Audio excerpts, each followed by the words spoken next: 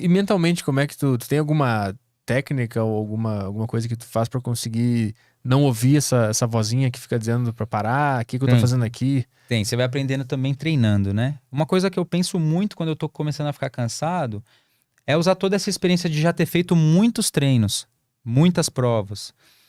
É ficar pensando numa coisa que eu já fiz que ali, com aquele mesmo exercício, já foi pior. Aham. Então, por exemplo, treinos mais extensos, que dá tempo de pensar, corre, volta, faz alguma coisa aqui, outra ali, corre de novo. Quando tá correndo, começa a estressar, porque você sabe que você vai ter que ir até tal lugar e vai voltar e vai repetir. Uhum.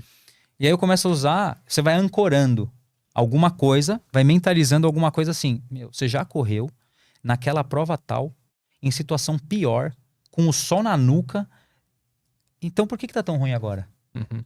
Isso dá uma alavancada. Você vai e pensar em coisas melhores ali. Tipo, meu, eu já fiz tanto. Eu já fiz tanto daquilo, né? Faltam 1.000 metros, mas assim, eu já corri 2.000. Você já correu 2.000, você já correu 2.000, você já correu 2.000. Uhum. Isso vai ancorando, né? Tem algumas técnicas que alguns treinadores falam, né? Até em curso que eu já fiz, que eles exatamente falam dessa ancoragem. É você na fase mais difícil daquele momento de treino, você tem que pensar na coisa mais legal que você tem. Tipo, nada a ver com exercício físico, na Nada a ver com vida. nada a ver com exercício físico. Aham. Então, um exemplo que eles dão é assim: você tá lá muito cansado, você olha pra frente e visualiza uma pessoa que você adora, Uhum. torcendo por você, por exemplo. Uhum. Isso eles usam muito, a ancoragem.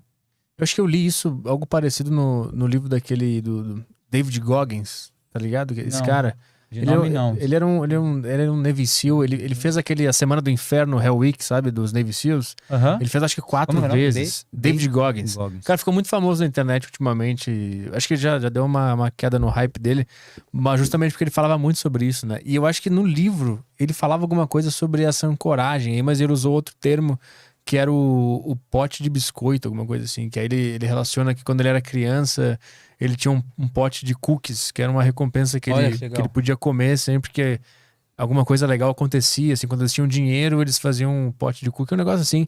Mas o importante é que ele usava isso porque ele corria aquelas A ultramaratonas. ultramaratona. É, aquilo lá é foda, Nossa, né? isso é louco. Aí ele E relata no isso livro. realmente é muito difícil, hein? É, isso é um Isso negócio. É surreal. é surreal. Realmente o cara é ultra mesmo, ele é sobre-humano. E aí ele relata como é que a cabeça dele tava nessas ultramaratonas. E aí ele diz que lá pelas tantas ele desenvolveu essa técnica de recorrer a esse pote imaginário de cookie sempre que ele tava correndo e sentia vontade de desistir.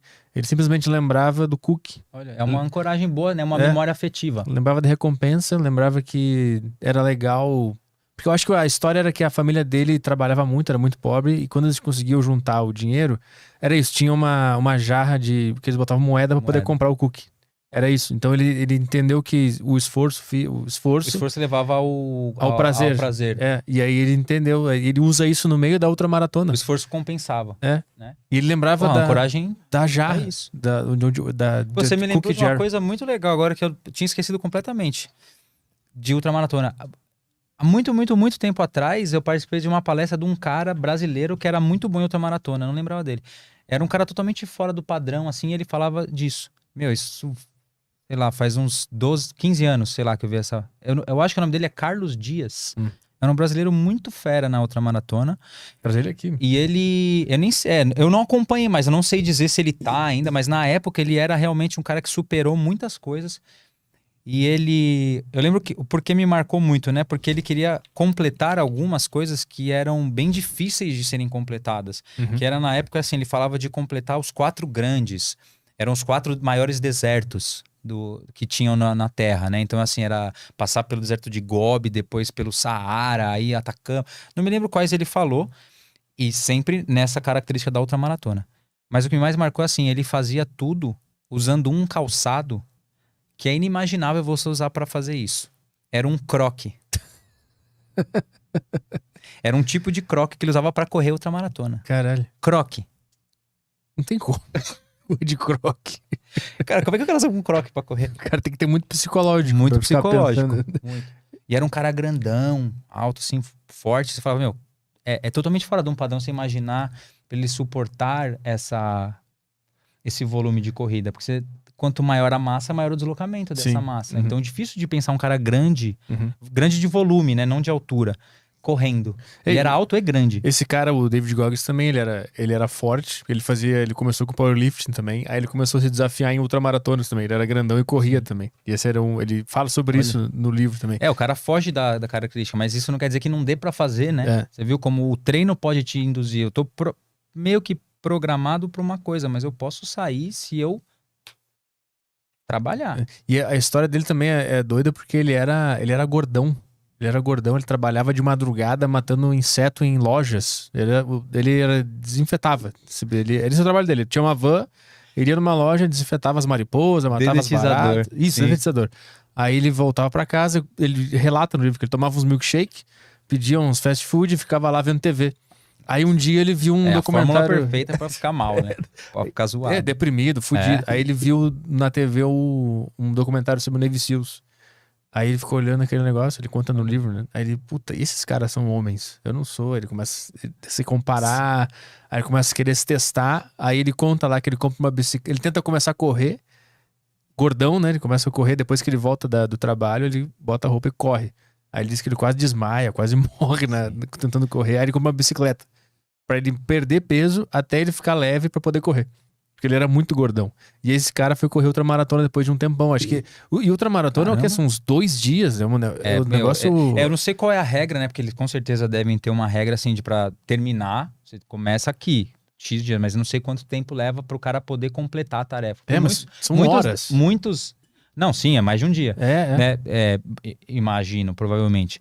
Mas o lance é que muitos devem não terminar. Né? E devem ter vários amparos ali ao longo do caminho. Tem tendas, ele fala, tendas, né? Que tem né? tendas e tal.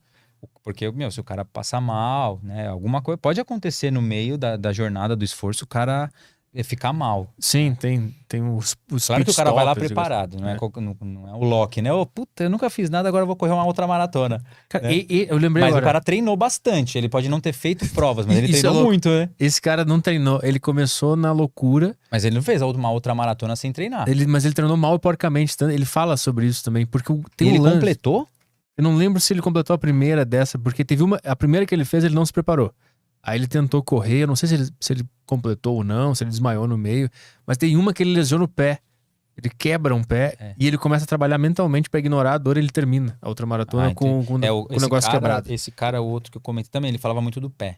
É o que mais doía e zoava. O pé saía em carne viva das ultramaratonas. E ele lesionou mesmo, foi uma fratura no pé.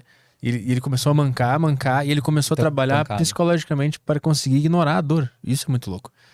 E ele completou com o pé quebrado. Realmente, essa ancoragem... Mas você imagina a força psicológica que o cara teve pra conseguir suportar aquilo e falar, eu vou terminar. Quando eu terminar, aí eu vejo. Ele ficava semanas mal depois deitado. Era foda. A parte psicológica é interessante na hora do exercício para nós meros mortais que não estamos fazendo ultramaratona, para levantar um peso no agachamento ali. Exato. O psicológico, ele determina muito, né? Se tu vai conseguir completar ou não aquela tarefa que tu se autoimpôs ali. E é difícil ter ela em dia pra conseguir fazer. Às vezes tu para antes e tu podia fazer mais. Eu gosto muito de dar o exemplo nessa hora de pegar peso, né? Quando eu vou dar aula pro grupo, para as pessoas na hora de ter um esforço maior com carga, com peso. Exatamente isso. Antes de você ir lá pensar no peso, de você pegar o peso, pensa e cria a coragem de levantar aquele peso. Porque o dia manda muito. Tem dia que você não tá concentrado e isso vai realmente determinar o seu resultado daquele dia. E acontece. Por isso que tem que ter aquele controle todo. Hoje não é um dia legal. Se eu não tô num dia legal, já dei o feedback de que eu não tô bem, que eu não tô concentrado, que eu tô cansado, que, sei lá, a noite foi péssima, não comi. Você ainda assim vai submeter ao teste máximo? Não, sim. Pode ser um momento de você dar um passo e aí para trás e depois você testar. Então o peso é criar coragem. Eu gosto disso, de dar esse exemplo que você comentou. Visualizar antes de falar, entra no peso com uma ideia assim, um estado de prontidão. Tô pronto, vem. Porque o peso, ele ou você levanta ou ele te esmaga. Sim. É um dos dois. Sim. Né? Ou que se ele estiver no chão, ele não sai do chão. Se ele estiver nas suas costas, ou você levanta ou você é esmagado. Então você entra já querendo fazer, já com vontade de fazer, já ganhando. Ganha essa briga. Depois aí você descansa. Mas O peso é isso, é enfrentamento mesmo.